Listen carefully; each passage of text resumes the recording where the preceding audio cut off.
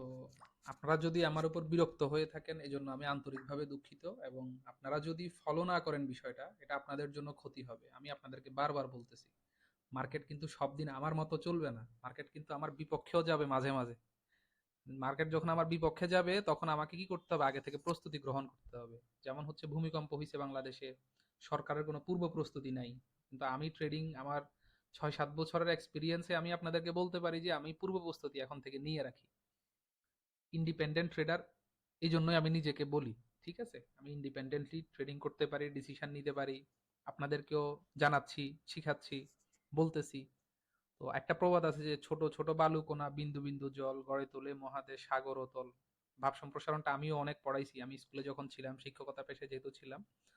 তো এখানেই দুইটা $2 $5 $10 করে করে জমতে জমতে এখানে আপনার ক্যাপিটালটা ডবল হবে। অ্যাকচুয়াল মজাটা তখনই পাবেন। আশা করি